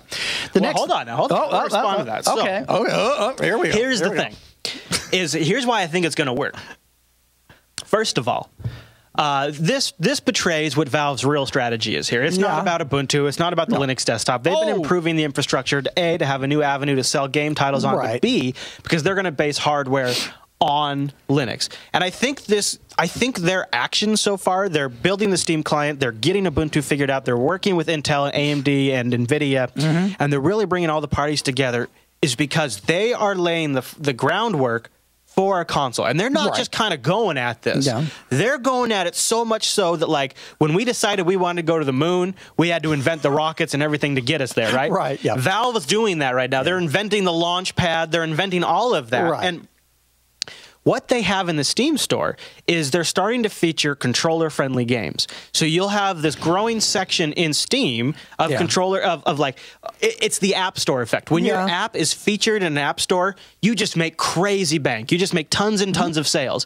It'll be like this. Anybody who makes a console-based controller game, and there's a lot out there, they just have to be ported, will be featured in the Steam store and make money. Now, the catch for Linux is that console is going to be Linux-based. So in order for them to get featured in the Steam store, Steam's going to require that it be a Linux port. That same Linux port is going to be able to run on the Linux desktop. Now, here's the final component. In terms of consoles, which is a money generator. I mean, Super Meat Boy alone, made all of the... Awesome deal for developers, and Steam. Right now, your options for that are Nintendo, Sony, and Microsoft. And all of them suck for getting indie game developed. Like the guys that are doing Kickstarter projects, they're not getting on Xbox Live, right? Yeah. The way you get on Xbox Live is Xbox Live decides they're going to work with you. That's how you get on Xbox Live. The Steam box is going to be a completely different approach for developers to be able to distribute their games. They're going to be able to approach Valve, and they're going to say to Valve, hey, I got this game. Can we get it in green light? Then the green light, it gets voted by the users. Boom, now it's accepted into Steam. And here's the thing. I can now sell my game on Windows. I can now sell my game on the Mac. I can now sell my game on Linux. And I can also sell it on the console. That is the only store out there that can distribute to Windows, Mac, Linux, and a console. Plus, you add that I think in 2013, Valve's going to release an Android store. Or maybe in 2014. Then you're going to be able to say, I can target all of these platforms. And just because of Steam's money-making potential, I think developers will come. Way more than, say, the Ouya. No, yeah. See, Steam's almost a guaranteed thing, because even if you make a controller-based game and the console doesn't sell at all, and nobody buys the console version, you're still going to make money from people buying the desktop version. So there's really a low risk for developers. Oh, for developers, there's no argument. I'm 100% agreement. But then you get the killer app. And then once you get the killer app, the rest kind of sells itself. It could. Okay, so we played the numbers and essentially went to the casino and rolled the dice and truthfully, mathematically, if we get enough going on there, yeah, there could be that one game that does it. Maybe. But as things stand right now, I tell my 16-year-old nephew, hey, I got the Steam console and it does stuff. He'd be like, does it play such and such that I play on the Xbox? No. No. Does it play the such and such I play on the PS3? No. But why do I care? That last statement I stand by. Yeah, it's interesting because I think that's a concern. I think that honestly, Steam's going to do awesome on Right, Linux. but the Steam box? Steam box, unless they can make the price point so non-comparable to the other two major consoles, Right. You know, I don't know. I'll bust out my 2014 SteamOS prediction right now. SteamOS will prove only moderately successful. It will help bring some great titles to Linux and will continue to see gains in 2013. But at the end of 2014, we'll feel like we're waiting to see the next version of SteamOS in the Steam box before it's ready to go mainstream. Yeah, I think that's close. I think that's pretty close. My overall long-term forever thing is unless that price point is really, really low. $250, $300. No, yeah, lower than that. Really? Oh yeah, it's got. But then you don't have enough hardware power. You don't. But that's where it may take even more time. Maybe. We have to get that price point to where it's like, hey, you know, the economy's in the crap. I don't know if that's. Are you going to invest in this? One of the things I think I called in that predictions clip was the Ouya was a flop, and I think one of the reasons the Ouya was a flop was because it was like a $99 console, and to do $99 consoles, you got to go ARM chip, you got to go cell phone GPU, it just. Well, look at before pre-Roku, pre-Apple TV. If you look at there were early versions of these set-top boxes that were trying to do various indie content. Flopped so hard, it's still bouncing around in the street somewhere. Yeah. And the reason why is because familiarity rules. Why did Netflix become successful? You know, why? Because it has all the titles that wanted when it initially came out. Yeah. Netflix on the Roku when it first came out was the Netflix box. That's all. That's why the Roku was successful. Yeah. If they started out with some, Crackle or something like that, it would not have done as well. It has it now, but at the time. So what you're saying, it's all about the titles. It's all about the titles, and the problem is you're competing with. We like to pretend like that people don't watch TV. That's just not true. Right. Commercials still rule the world. Big box stores with the cardboard cutouts and the end caps and whatnot. Plus, Steam's not in that world. Sony and Microsoft are really good at this console thing. They are. They've really got it down for marketing and getting deals. It's like Steambox. So you got Killzone, right? Oh, yeah, that's right. You don't. So I mean, that's going to be a problem. I am not going to. 2014, in my mind, will not be the year that determines the Steam box and SteamOS's success. No, it will be. It'll be the priming the pump year. And for us, it'll set it up to fail or succeed. I think that's. And I think along the way, the Linux desktop is going to still just keep getting great games as people sort of prime that pump, and we'll just directly benefit from that. But I definitely see Linux as becoming more of the gaming OS. That I definitely agree with. The other thing, I'm not so sure, and I guess we'll probably see it in 2014, is that whole. And by the way, this is one of the things you predicted, not in the predictions episode, was the streaming from a PC to your Steam box to stream the game titles. I think we'll see that come to fruition, and I think what we'll find is. Guys like you and I think it's great. Consumers don't like it because it ties up a PC. You still have to run Windows. You have to have, I'm assuming you're going to need to have a pretty decent GPU in that Windows box to do the remote rendering. Exactly. It's what turns people off of using Plex, for example, or XBMC. Is the average person doesn't want to do that. They find it annoying. Yeah. So, so that's however, I think. The whole SteamOS thing has been very interesting to follow, and I think SteamOS itself will be a big deal. I think so. And you'll see a lot of enthusiasm crop up around SteamOS in 2014. Definitely on the development side, games are going to continue to come along. I think there's going to be a lot of exciting stuff there. But I think the box, unless we evolve the hardware price points to something that's really low. That's why I think 2014 we'll see. So we'll at the end of 2014, Intel's Broadwell chipset will be out, which has a new iteration of the Intel GPU. And maybe that'll be the unit will be like, okay, for 90% of consumers, if they bought this, they'd get satisfiable gameplay. Because remember, on your PC, a lot of times, you're playing at a higher than 1080p resolution. But when you hook up a console to the TV, you're capped at 1080p. So the video card doesn't have to render anything larger than 1920 by 1080. And that is a huge bonus for the next generation of video cards because that's not too hard to accomplish. We were seeing that happen on the Ultra Pro with the Iris Pro chipset already. So maybe with Broadwell, which will be at the end of 2014, we'll see a Steam box that comes out that is just finally like at the lower-ish price point, maybe $400 or so, and good enough graphics performance. And then the next Steam box, the one that'll come out in 2015, will really be something. Well, so here's the magic formula, and Chris absolutely nailed it on those 2 points. Is the Intel chipsets need to actually be there, which will happen in 2014. I believe that. Price point. It needs to be a $100 box. There needs to be a $100 box available if you're going to differentiate yourself from the higher expensive boxes. It's just what it is. And the third point is discovery. I need to know about it. If I'm not an internet geek, I better be seeing this on TV or no one's going to care. That's just reality. So folks watch the whole 2013 predictions episode. I made this point. And I recommend you do watch it because there's predictions we didn't include. I just included the ones that interested me. What I said then, and I still hold it to be true, is I believe the Steam user base is larger than the PS4 Live or the Xbox Live Marketplace. So if you just advertise to your built-in users with Steambox and SteamOS, that could be enough to be successful early adopters. Yeah, that would definitely. No, there's no question. Yeah, that'll get your numbers up to where you got a nice you're comfortably in the black. Everything's looking gravy. As far as getting new people, though, Super Bowl commercial, problem solved. Yeah, I'm telling you, do something really to literally a PS3, an Xbox, whatever the hell they got out now, or PS4 and whatever they got out now. And they literally explode both boxes, and then like beamed from space comes the Steam box, and make a big deal about the price point and what the games are available, and the fact that the price point, and the fact that you don't have to go broke to own it this holiday season or something like that. You know, I think stuff like that really gets people's attention. I think that would be like, oh, okay, so it's addressing two things: games that my kids want.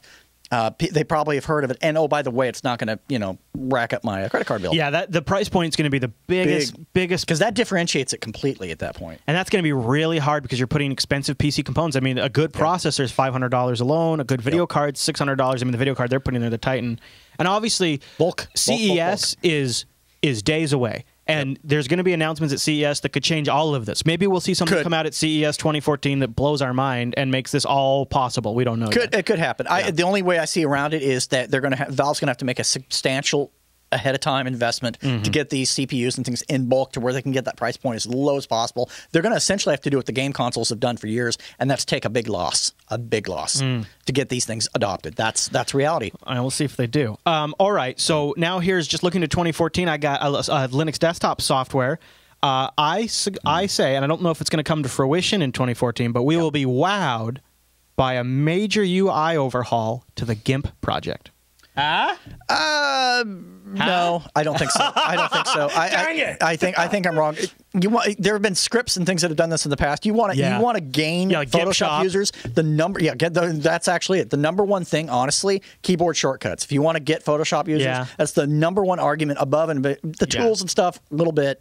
But get shortcuts are definitely a big deal. But see, that's the other one. Those two things right there, but especially the shortcuts, because even if they don't know what the tool's new names are, if the shortcuts are there, they can probably handle it.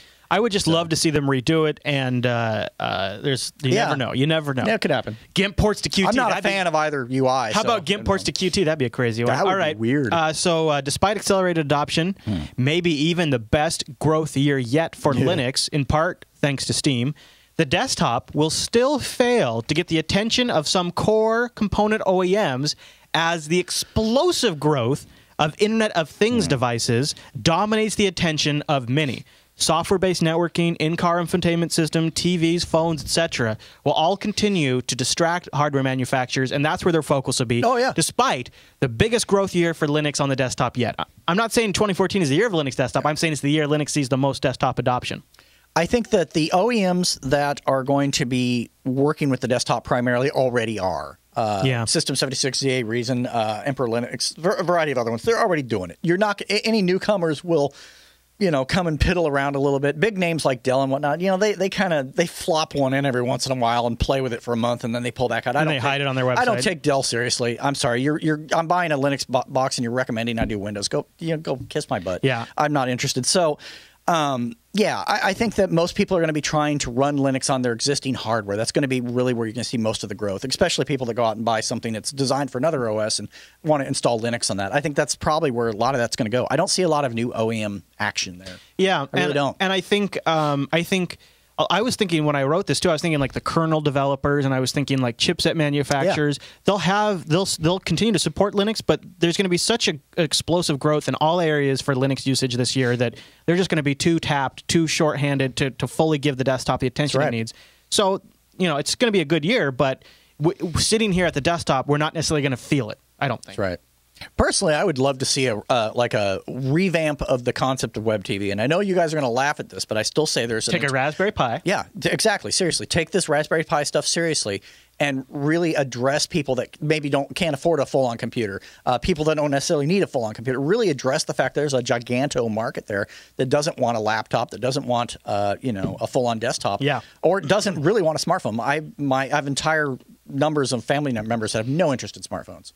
I think something like that. Hold on. I didn't even know about this, but my prediction might already be coming true. Really? Yeah. Wow. Okay.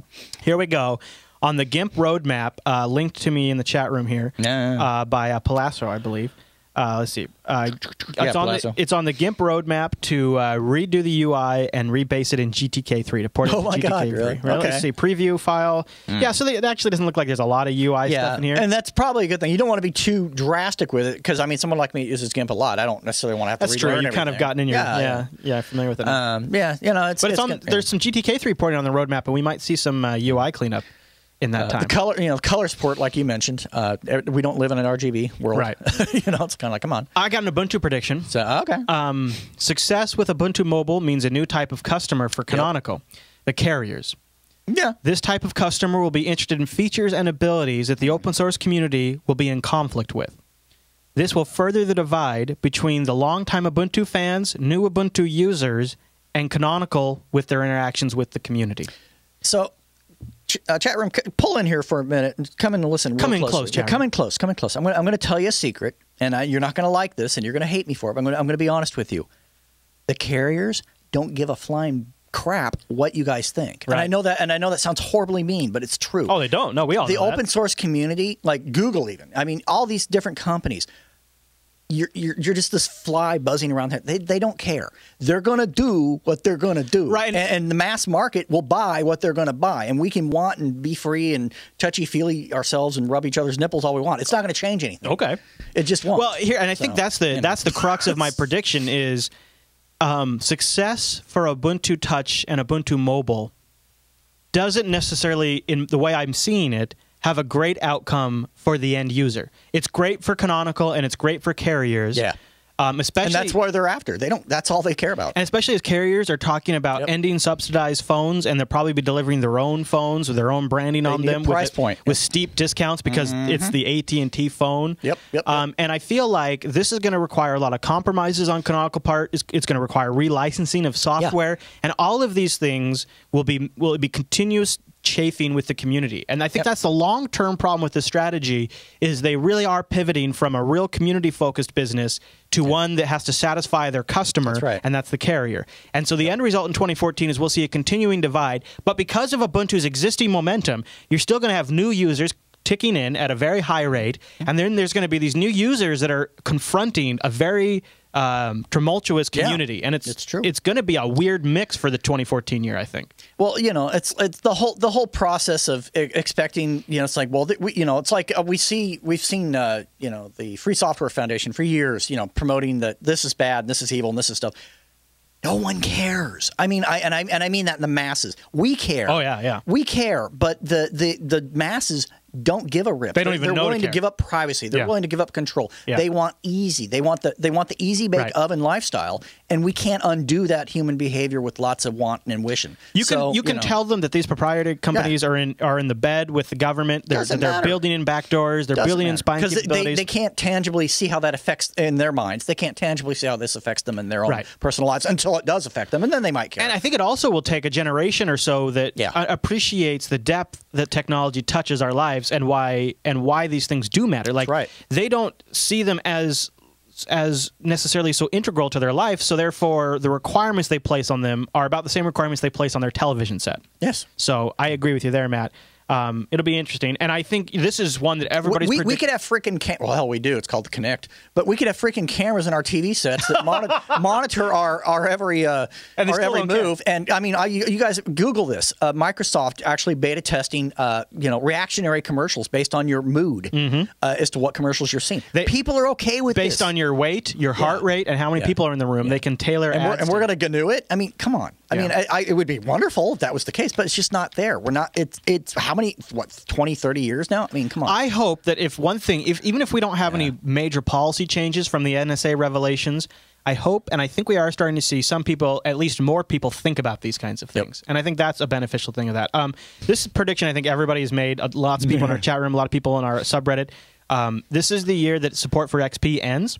Yeah. I think it's going to be a bad year for Windows on all fronts. I mean on mobile, I mean on server, and I mean on desktop. It's just going to be a bad year. The React OS project, there is a fork of it now that's on Kickstarter right now. And what they're doing is they are building React OS for servers. And the whole idea is if you have an application that requires Windows to run on the server. Okay, now that would be right. valuable. We take React OS, Okay. we strip it down, we make it focused on cloud hosting. Right. And now, if you have something that requires Windows in the server, you can run this React OS in virtualization on top of a Linux box. It uses way less resources than Windows. That's actually kind of and cool. It's API compatible. Actually, I don't hate that idea. I mean, if they can do that successfully, then there's a reason to actually say, okay, this is a very tangible I think, thing. we're going to continue to see just Microsoft flop around on mobile. We're going to see them continue to have issues. We'll see a lot more talks about Windows Threshold, the next version of Windows, but it's not really going to solve any problems.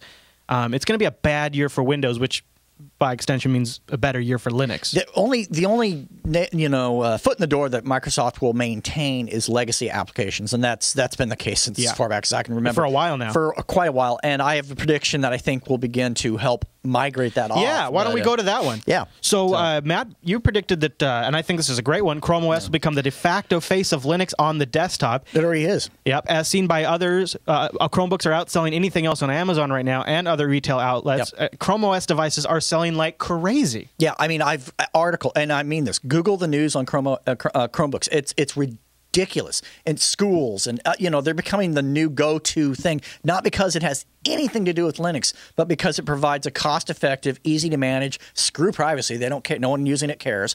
It provides them an entry-level, familiar environment. They're used to the browser already. That's the whole point of Chrome as a browser early on. The people are able to do a lot of stuff with. If you go through the extensions, I think you will be surprisingly shocked at what you can do. Yeah, I've got an SSH client. I've got an IRC client. And the other thing you have here is Android sort of moves people into these channels to get all of your contacts data into Google, get your docs, get your emails, get your notes, get your to-do list, get everything into Google. And then these Chromium apps can take advantage of those data stores. Right. And so you're already kind of there. And in fact, if you look at my KDE desktop right now, you see what's in my KDE menu under Applications? Chromium apps. It's already being integrated into my desktop launcher. Yeah. And look, here's Plex and here's my IRC client. Exactly. And if I fire these up, it'll open up. Look, that looks like the Plex app, doesn't it? It does. Oh my God, it really And this is a Chromium app running on my Weird. desktop that runs on any desktop operating system I want. And really, as an average user, I would have no idea this is a web browser. No, they wouldn't care. They're like, does it execute blank? Does it do blank? That's how people use computers. They don't. For us, we want certain level of resources, a certain level of power, certain expectations of being able to do things within our realm of needs. The average user just wants stuff to work within their realm of needs, and it's much less than ours. Yeah, absolutely. All right, you want to read your second one here? I think. Oh, this is kind of blurred them together. Didn't we? They're kind of blurred the same. But what you were saying with the Chromium extensions, the web applications, as that line begins to blur and they become available on desktops, and they began to actually do the tasks that we were using with Microsoft's various compatible applications in Windows. That's when Windows really begins to die because it no longer matters. Yeah, doesn't matter what operating system you're using. These web applications will, in fact, solve that problem over time. I'm already seeing early indications of relatively advanced video editing for the casual person in Chrome apps. So it can happen. It's going to be a year of Google, isn't it? Yes, it is. I mean, they are so primed. They got massive Android adoption, massive Chrome adoption. They're bringing everything together. They're tying everything into Google+. Well, and think about when they launched their fiber network. They had no intention of bringing it to you. Come on, get off the can. They had the intention of getting news headlines, forcing the other carriers to say, oh, wow, we better start really evaluating our access and how far, maybe putting in that extra line at that neighborhood. And we did see competing ISPs step it up in those areas. And so what's happening is now they've primed the land for all these cloud apps. They knew exactly what they're doing. Google is not stupid. No. They know what they're doing. Yeah, and in some ways, I kind of welcome the Chromium web apps as desktop applications because it is sort of trading one evil for another. I mean, they're not open source. They're not controlled by the user. Exactly.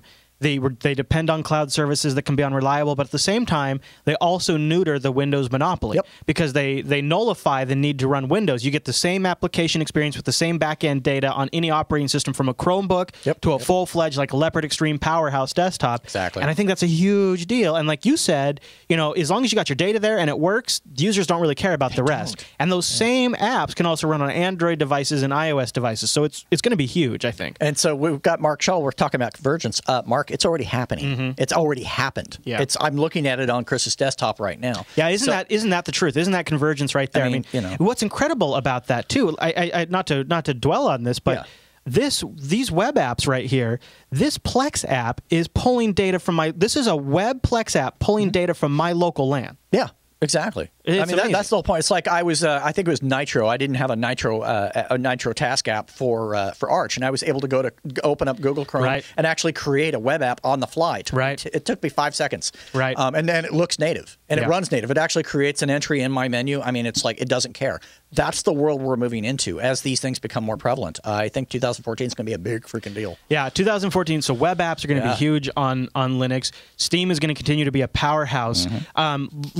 Now, I was looking at like if all the cards were lined up just right. I looked back at I thought the distro that of all the distros we reviewed. Right. If I could name one distro that just really stood out, that really was firing on all cylinders, for 2013, I would have to give that award to OpenSUSE 13.1. I think they have a fantastic KDE implementation. They have a fantastic GNOME desktop implementation. Yast has gotten better. It's been ported over to Ruby, which it looks good.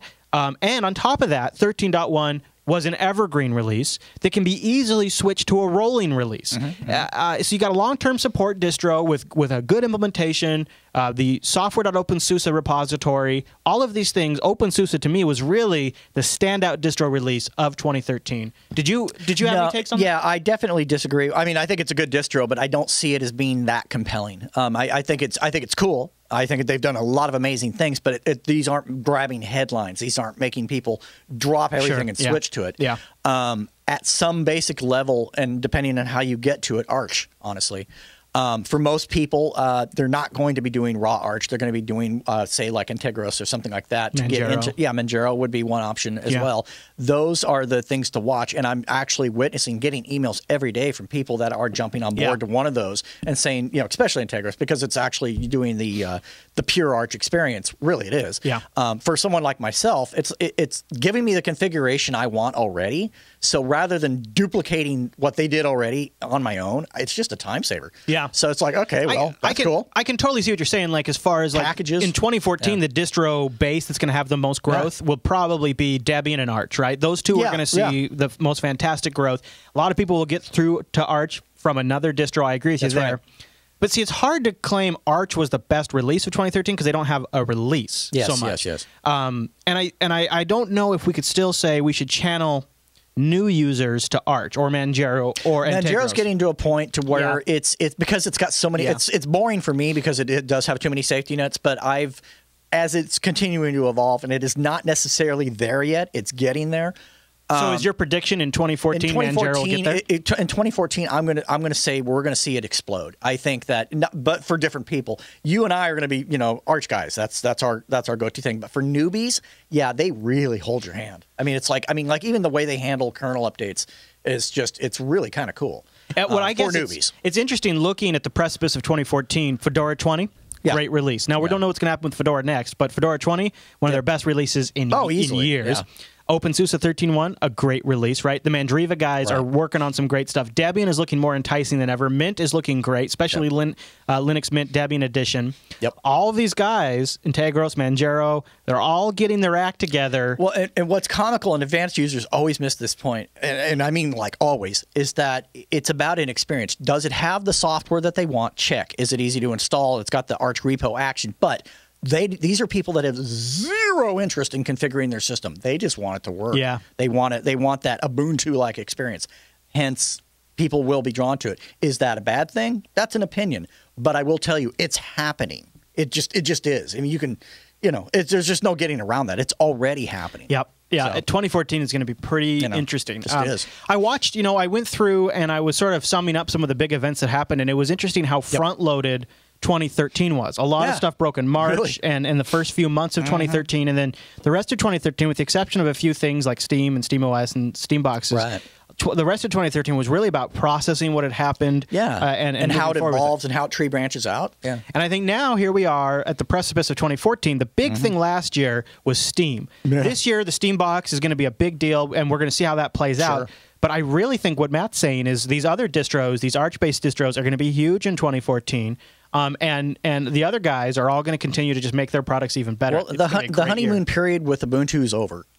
People are beginning to be a little more discerning as to what they want to do. Other alternative distros have entered a level of newbiness that is friendly to the newbies, but at the same time has that instant packaging availability. Yeah. I think there's going to see some crazy growth on that. I wouldn't doom Ubuntu yet. They've got PR down pretty good. No, it's a gateway drug, but I don't think that people. I think people will find they got momentum. Yeah.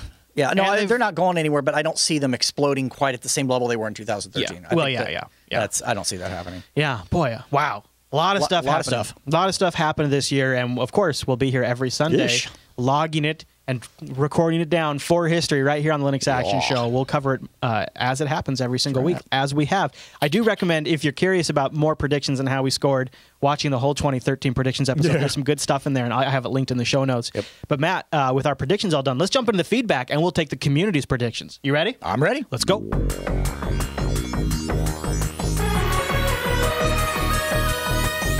And that brings us to the end of this week's show. Hey, Matt, before we get out of here, the community has sent in their predictions. We got a live chat room that's got some too, so let's go through some of them. Okay. I highlighted a few. We'll have the whole thread in the show notes. Last week, Q5Sys started a 2014 predictions thread, one of the more popular ones, and one of the top voted ones, 2014, and the Windows XP support. A rational number jumps in. He says, Windows XP support ending. I think we might see some business-grade software start moving to Linux, probably Red Hat. People hate Windows 8, and it has no place in the business setting. I think we might start seeing business software developers realizing this and instead moving never to new versions of Windows, but start looking to support Linux. It's a good one. It's a good one. True. 2014 would be a great year for that to kick off. All right, moving down here in the list, Matt, as I scroll down. Oh, here's a good one. There was a bunch of counter ones that came in from Witherwing. He says, Steam grows Linux users, but not many Linux converts. Those prone to using Linux are overjoyed that games are on their system. That's me. Yeah. Those who are not Linux knowledgeable will keep Windows 7 computers for as long as they can. I think that's probably pretty accurate. He throws in a Mir prediction. Mir gets delayed again. Ubuntu adopts Wayland, then laughs and admits it trolled everyone in an attempt to get Wayland devs in gear.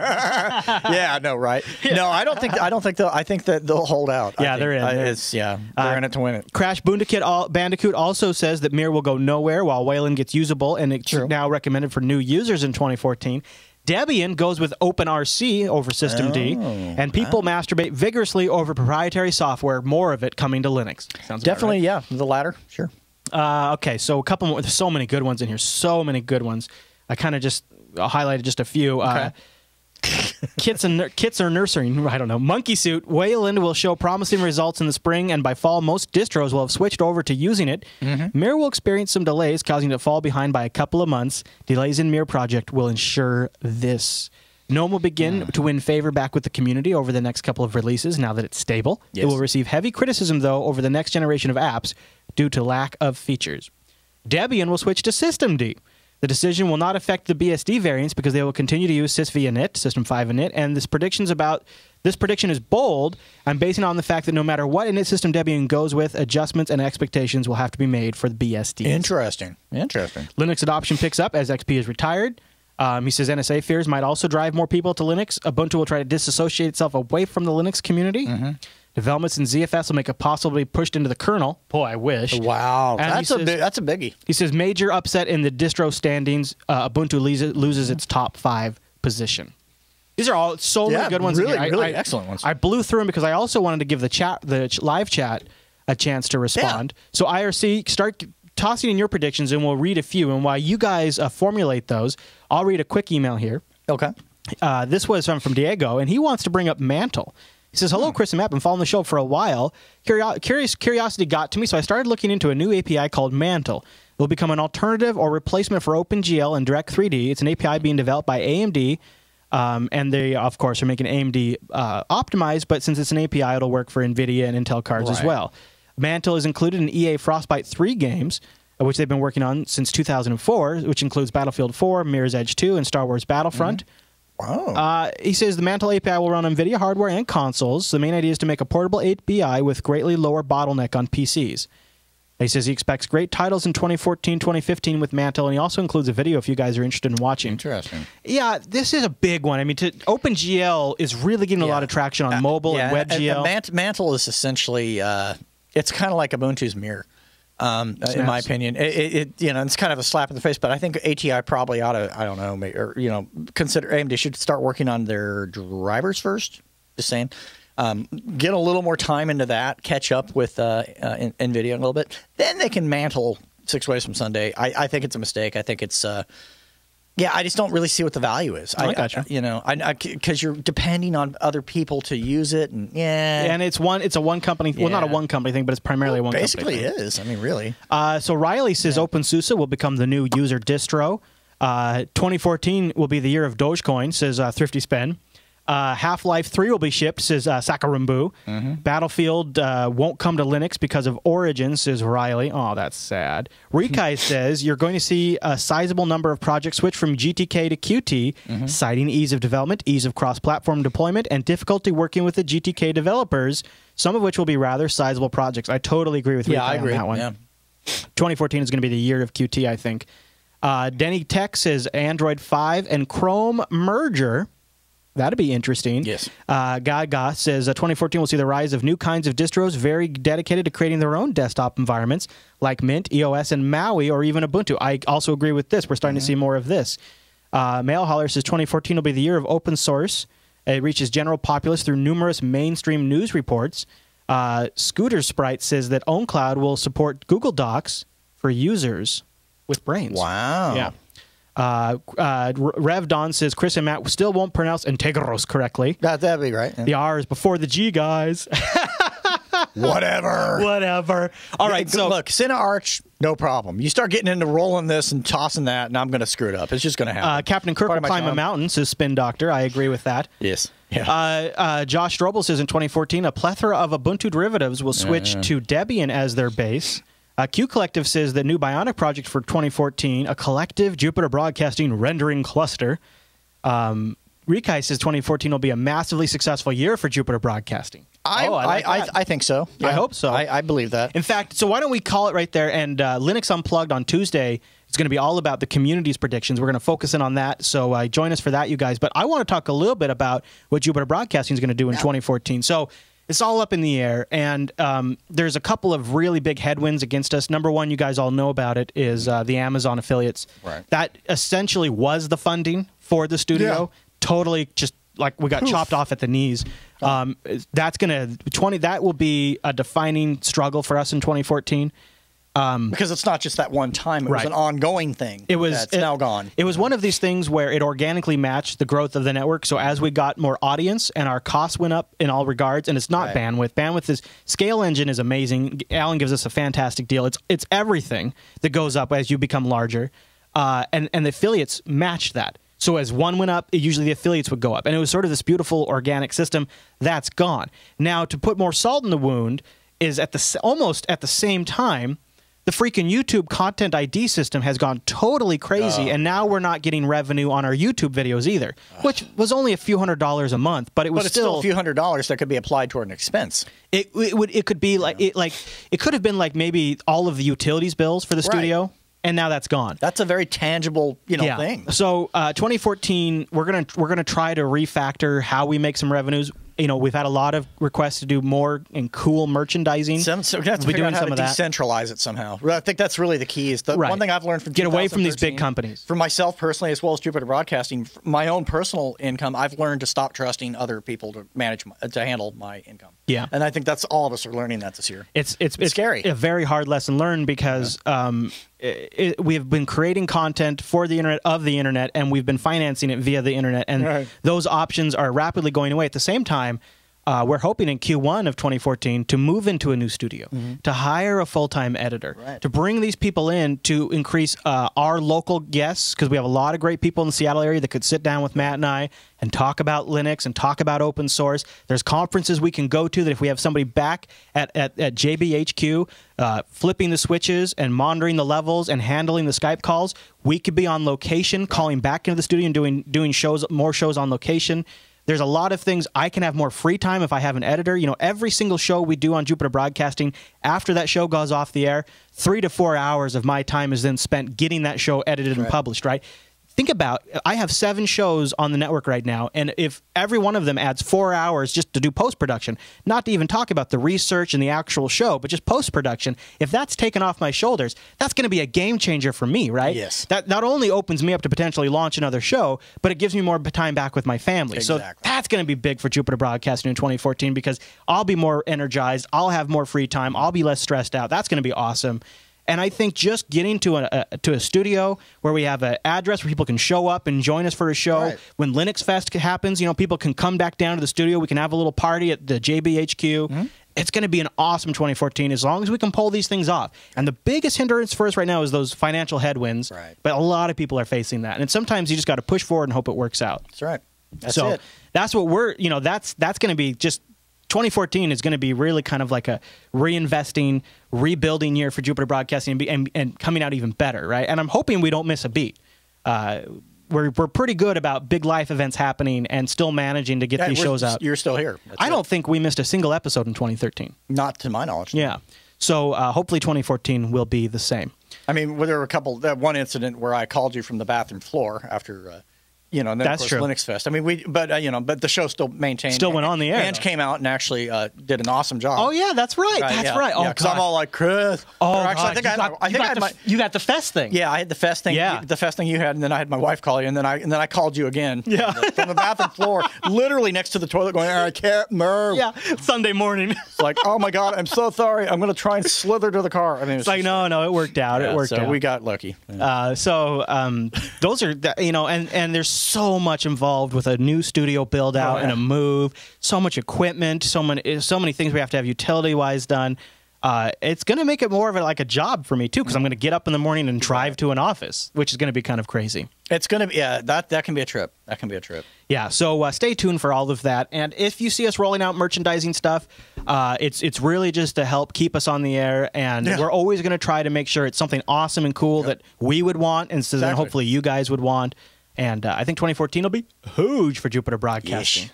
Now, we do have something big coming up in the next couple of weeks here on LAS on January 7th through the 10th. It is the International CES, and I think it's going to be a big year for Linux at CES, so we'll do our annual wrap-up of Linux at CES. It won't be next week. It'll be the episode after. So it'll be our January 12th episode of Linux Action Show, Season 30, Episode 5, if everything works out. Will be our big CES Linux wrap-up. So that's cool. just coming up, and I think some of the predictions we made here in this very episode I think will bear out either there or we'll see it's not going to happen this year. Yeah. Matt, anything you want to point people at? No, just check us out Tuesdays at whatever the hell, 2 p.m. 2 p.m. Pacific, yeah, at Linux Unplugged. Linux Unplugged, and this will be a great episode for you guys to join us. We're going to have your take from the Mumble Room on what's going to happen in 2014 and what was big in 2013, and we'll also talk about the news events and read your feedback and things like that. That's right. Speaking of feedback and stuff like that, we had an awesome member of our community, Noah, who you might remember from our Linux Fest episode, helped out a ton with the camera, super awesome guy, sent us a gift, a little holiday present here, Matt. My wife already opened hers. Okay. But so I is did this not both open ours mine. in here? Yeah. Okay, all right, here we go. Angie's as well as the kids. Oh, yeah, okay. Oh, wow, he even got something for the kids. Oh, yeah. And this the big box is to the kids. This is to you and Ange. Oh, all right, From okay. Noah. Oh, the kids get the big box. I see how it they is. get to kind of a community. I hope we get to see Noah again at Linux Fest, which is that would coming be up. awesome. I'm sure he It's will. going to be wet as soon. I try and keep in contact with him on Facebook. So. Oh, that's awesome. Yeah. Oh, he's got his Google Glass on. Oh, yeah, he's rocking the Google Glass. Let me hold this up. I got to hold this up. Yeah, Look at that's wait, awesome. not that one. Hold on, right? Look at that with the Google Glass. Can you guys see that? And that's so cool. He says, hope you guys, both the holiday season, thanks so much for all you do on the show. That's awesome. All right, from his family. All right, so should we open this thing? Yeah. All right, which one's mine? It'll say on it. Okay, all right, so there's Chris. There's Chris. And all right. Angela's is in here with the kids. Sending the kids this market. I already know what these are, and I effing love these. They're like, they're totally yummy. I tried one of them. Oh, yeah, you already got. My wife had some. I tried so these are, you guys might remember, I think we've had something like these before. These are Chippers, chocolate-covered potato chips. Chocolate-covered potato chips.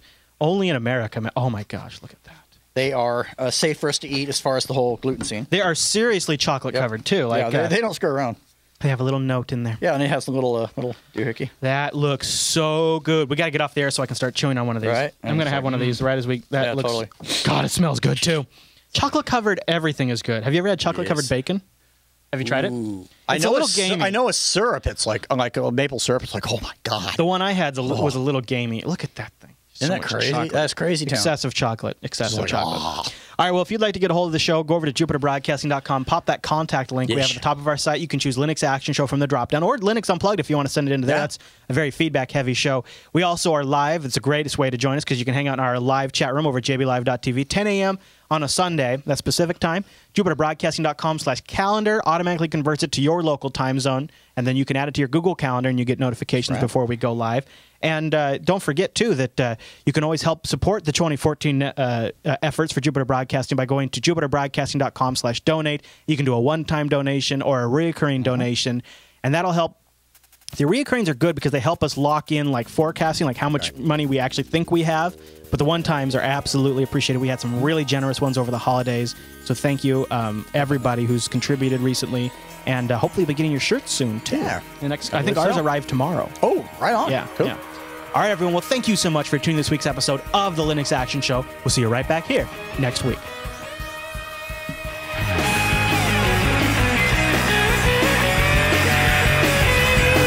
So, I don't want to break science, but my thought was, and this should be a Kickstarter project. Holy. Is it could be a smartphone like add-on because like my Nexus 5 has a barometer. Why couldn't you put this on there? Think about it. You get a smartphone, you pull it out, and it tells you. Now I don't know if this is possible, but like a pheromone detector that tells you if she's ovulating or not.